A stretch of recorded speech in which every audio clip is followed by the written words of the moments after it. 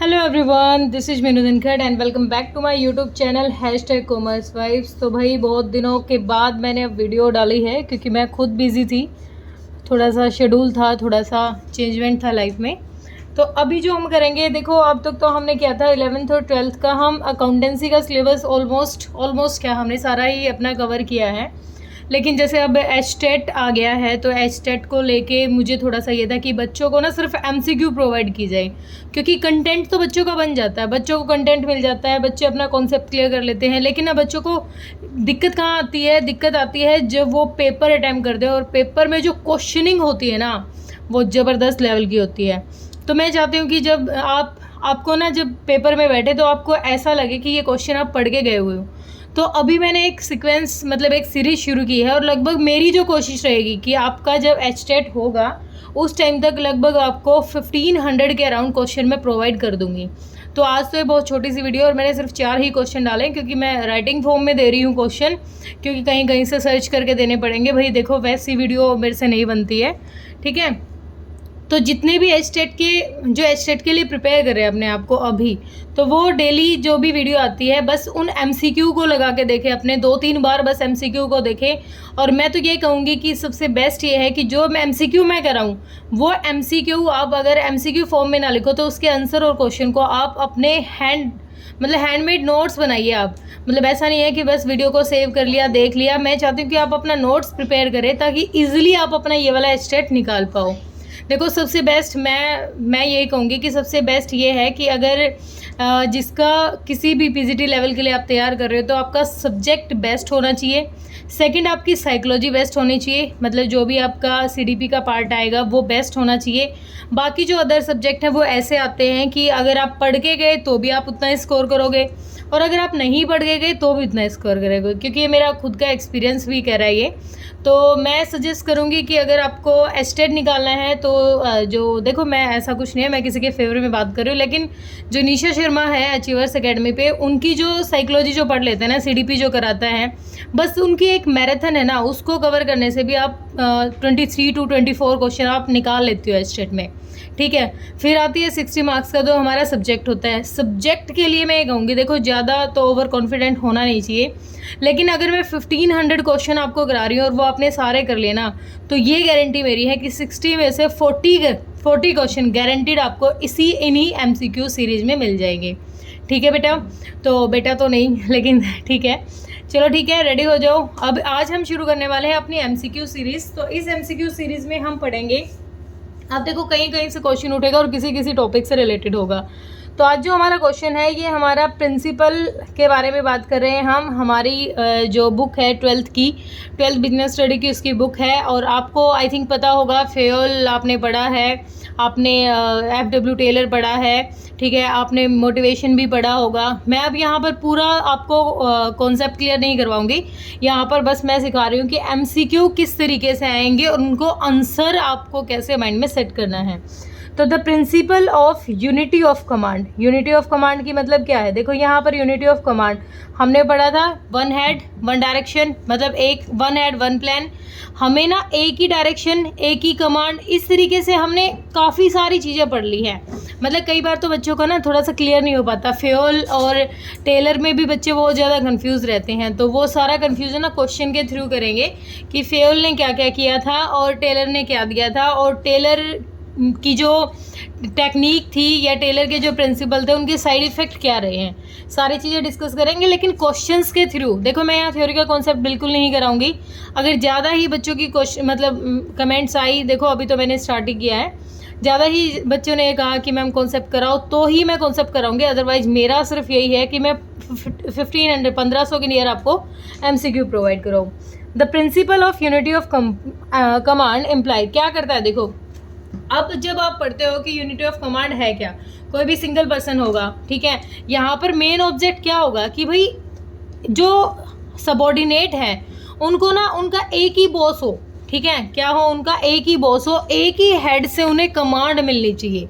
क्या मिलनी चाहिए? एक ही हेड से कमांड मिलनी चाहिए। भाई देखो, हमारा ना, हमें पता होना चाहिए कि हमारा ये बॉस है और यही हमें ऑर्डर देगा। बार बार कोई कोई आके हमें काम में बीच बीच में रोकेगा तो वो चीज़ें क्या हो जाएगी, सबऑर्डिनेट के लिए गलत रहेगी। ठीक है, तो यूनिटी ऑफ कमांड का मतलब होता है, इसका ऑब्जेक्ट होता है कि एक ही बॉस हो।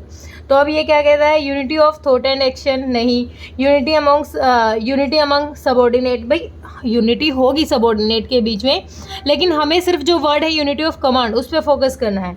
इंस्ट्रक्शन फ्रॉम स्टाफ अथॉरिटी से इंस्ट्रक्शन, या instruction from line authority. Line देखो, हम इसमें ना लाइन अथॉरिटी ऑर्गेनाइजेशन का जो पार्ट होता है उसमें हम लाइन अथॉरिटी पे ही फोकस करते हैं कि भाई देखो, लाइन अथॉरिटी क्या कहती है कि एक सिंगल हेड से ही एक क्या निकलना चाहिए, एक सिंगल कमांड हमारी आनी चाहिए। ठीक है, तो वन मिशन वन बॉस, इसके लिए मैं लिख सकती हूँ, आप लाइन अथॉरिटी में आपको ध्यान रखना है, ये लाइन भी मिल सकती है कि वन मिशन, एक ही मिशन होगा और हमारा वन ही बॉस होगा।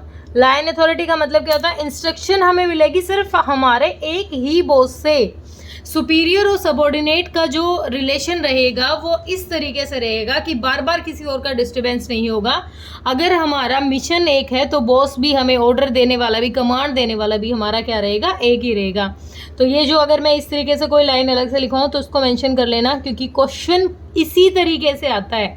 आपको सिर्फ ये भी दिया जा सकता है वन मिशन वन बॉस, तो आपको पता होना चाहिए कि यूनिटी ऑफ कमांड में क्या था कि एक ही बॉस होगा और एक ही मिशन तक जाने के लिए हमें एक ही टाइप की क्या मिलेगी, इंस्ट्रक्शन मिलेगी, कमांड मिलेगी। ठीक है, नेक्स्ट है जॉब रोटेशन। जॉब रोटेशन क्या होता है? जॉब रोटेशन मीन्स, देखो जॉब रोटेशन क्या होता है, जैसे आप क्लास में भी जो टीचर है या फिर जो अभी जैसे स्टूडेंट है वो भी आपको पता होगा, क्लास में भी क्या चलती है, रोटेशन चलती है। रोटेशन मतलब बार बार ना चेंज किया जाता है स्टूडेंट्स को। भाई आज है ना फर्स्ट डेस्क पे कोई बैठेगा, नेक्स्ट कोई और बैठेगा, नेक्स्ट होगा।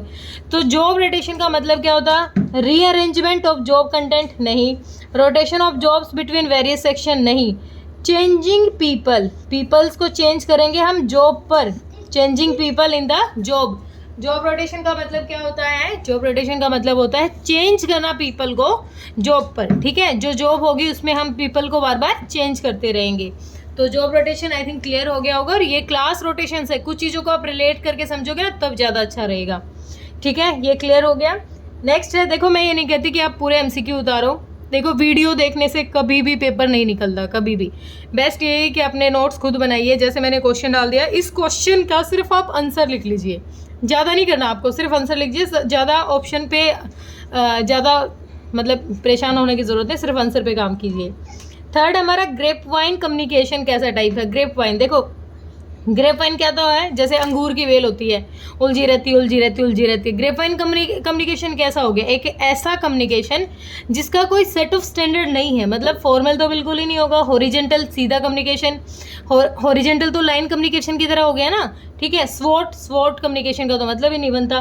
तो ग्रेप वाइन कैसा कम्युनिकेशन, इनफॉर्मल है, कोई भी किसी से बात कर रहा है कहीं भी कैसे भी, तो वो कैसा कम्युनिकेशन हो गया हमारा, इनफॉर्मल। अच्छा भी होता है कई बार इनफॉर्मल कम्युनिकेशन, और कई बार बुरा भी होता है, चीज़ें जल्दी जल्दी फैल जाती है। अगर काम जल्दी कराना है तो हो भी जाता है, लेकिन कई बार ये क्या है, ज़्यादा नुकसान भी दे देता है किसी भी ऑर्गेनाइजेशन को। ठीक है, नेक्स्ट है हमारा स्केलर। स्केलर क्या हो गया, स्केलर प्रिंसिपल हमारा किसी भी ऑर्गेनाइजेशन का क्या बताते हैं। देखो स्केलर कुछ इस तरीके की स्केलर चेन आपने पढ़ी होगी, है ना, इस तरीके की, कि भाई ये ना इस तरीके से हमारा क्या रहेगा, कनेक्शन रहेगा।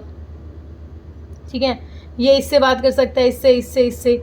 लेकिन कई बार क्या ना, कोई भी केस हो सकता है, जैसे अभी आएगा ना, आगे आएगा तभी बताऊंगी, अभी बीच में बताऊंगी तो आपको क्लियर नहीं होगा। तो कई बार क्या होगा, कुछ ज़्यादा इमरजेंसी हो, इसको इससे बात करनी पड़ सकती है, इसको। तो ये क्या है, ये तो था स्केलर चेन। ठीक है, और अगर ये स्केलर चेन कई बार डिस्ट्रॉय हो जाती है, वो क्वेश्चन के थ्रू ही कराऊंगी, अभी नहीं कराऊंगी। स्केलर चेन क्या है, अब स्केलर चेन क्या है भाई, ये इससे बात करेगा, ये इससे, ये डायरेक्टली इससे बात नहीं कर सकता, ये डायरेक्टली इससे बात नहीं करेगा, इससे नहीं करेगा, ये बस इसी फॉर्म में बात करेगी। ये इससे कर सकता है, फिर ये इससे करेगा, इससे, ये फिर इसी तरीके से बात कर सकते हैं। ठीक है, तो ये भी क्या है, पढ़ लेते हैं। A subordinate should have only one superior. भाई जो भी सबॉर्डिनेट होगा उसका एक ही सुपीरियर होगा। नहीं देखो ऐसा नहीं है, यहाँ पहले इसको इसके बाद भेजनी पड़ेगी, इसको इससे, इसको इससे, तो एक सबॉर्डिनेट की तो बात हो नहीं रही। Line of authority must be clearly defined, ये इसकी क्या है, बिल्कुल स्केलर जो हमारा प्रिंसिपल है कहता है कि जो लाइन ऑफ अथॉरिटी है किसको किससे डायरेक्शन मिलेगी वो पहले से ही क्लियरली अगर डिफाइन होगी तो स्केलर चेन हमारी अच्छे से काम करेगी। मतलब लाइन ऑफ अथॉरिटी जो अभी हमने पढ़ा था, ये यूनिटी ऑफ कमांड है, ये इसी का था, ये भी लाइन अथॉरिटी का ही होता है कि अगर पहले ही पता है किसको किससे कमांड मिलने वाली है तो वो किसी ऑर्गेनाइजेशन के लिए बेटर रहेगा। किसी को भी किसी के मतलब कोई भी सबॉर्डिनेट है उसको किसी के पीछे भागने की ज़रूरत नहीं है, किसी किसी की बातें नहीं सुनने की ज़रूरत है। उसको पता है मेरा बॉस ये है और मुझे उसी को क्या करना है, जाके रिपोर्ट करनी है। ठीक है, तो आई थिंक क्लियर हुआ होगा। आज मैं बस ये 4 ही क्वेश्चन डाल रही हूँ क्योंकि अभी मैंने शुरुआत की है और जिस तरीके का फीडबैक आएगा उसी तरीके से क्वेश्चन जल्दी जल्दी आएंगे। मुझे भी पता है गवर्नमेंट अब की बार एचटेट को जल्दी कराएगी। और देखो मैं बता रही हूँ जो अब एचटेट की तैयारी कर रहे हैं ना उनके लिए मैं बेस्ट कह रही हूँ। अगर आपको एचटेट निकालना है ना तो ये आपके लिए दी बेस्ट है, क्योंकि बिल्कुल रिसेंट में ही मैंने जो स्टेटमेंट पढ़ी थी उसमें ये था कि जो गवर्नमेंट कह रही है कि सीटेट में ऐसा क्या है बच्चों का निकल जाता है और एचटेट में नहीं होता। हम भी पेपर को इस तरीके से डिज़ाइन करेंगे कि अब की बार हमारे बच्चों का भी एचटेट निकले। तो ये सोच के चलो कि अब की बार एचटेट का लेवल डाउन आने वाला है और सबसे बेस्ट है ये कि जो नेक्स्ट आपकी जो भी रिक्वायरमेंट आएगी, जो भी आगे कोई भी भर्ती निकलेगी भाई, उसमें आपके अगर एचटेट है तो इजीली आप अप्लाई कर सकते हो स्क्रीनिंग वगैरह के लिए। ठीक है, तो आई थिंक क्लियर हुआ होगा। कोई दिक्कत कोई परेशानी है, अगर आपको ज़्यादा वीडियो चाहिए तो जल्दी जल्दी चाहिए तो प्लीज़ कमेंट सेक्शन में डालिए। आपका अगर साइड आगे से कोई फीडबैक नहीं आएगा तो देखो वीडियो थोड़ी डिले भी हो सकती है, लेकिन अगर आपका रिस्पॉन्स अच्छा रहा तो गारंटी जल्दी जल्दी दिन में 3-4 जितनी वीडियो मेरे से डलेंगी मैं आपकी कोशिश करूँगी। ठीक है, ओके बेटा, बाय बाय।